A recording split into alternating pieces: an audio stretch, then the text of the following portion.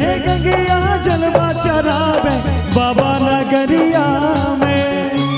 सपना हो तो साकार तो भोला दुआरिया में।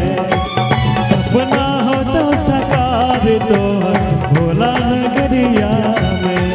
थपड़ी बजा लाना ए चाची, थपड़ी बजा लाना। ताली बजा लाना ए चाची, ताली बजा लाना।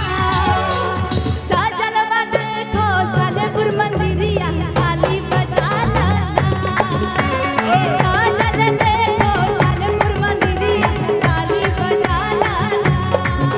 अरे ठुमका लगा लाना ओ भैया, ठुमका लगा लाना।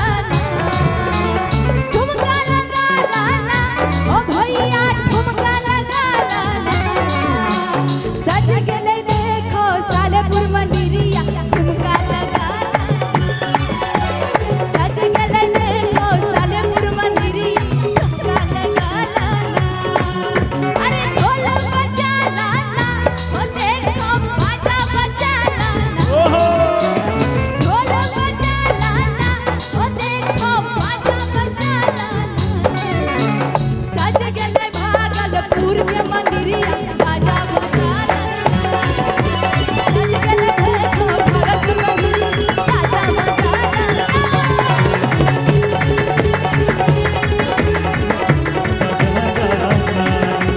सज गई भगलपुरी नगरी बाजा बजा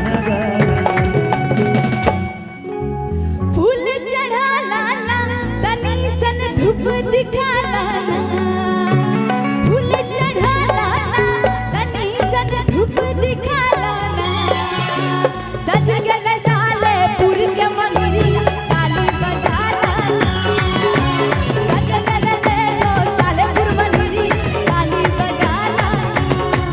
संजय भैया के नचा लाना ओ संजय भैया के नचा लाना।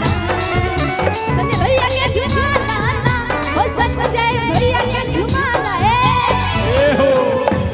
संजय भैया, संजय भैया के झुमा लाना। तनी सुन ताली बजाना। जोरदार जोरदार। संजय भैया के झुमा लाना, तनी सुन ताली बजाना। अब आप लोग इनके लिए डांस कर दीजिए, एक बार हल्ला कर दीजिए पहले। जोरदार जोरदार। अब इनके लिए डांस, क्योंकि इतना बड़ा जो व्यवस्था सब उन्हीं का किया हुआ है। कलाकार इतना अच्छे वही बुलाए हैं ना। हाँ, तो इसीलिए कहेंगे सज गेले देखो सालेपुरी के मंदिरिया, ताली बजा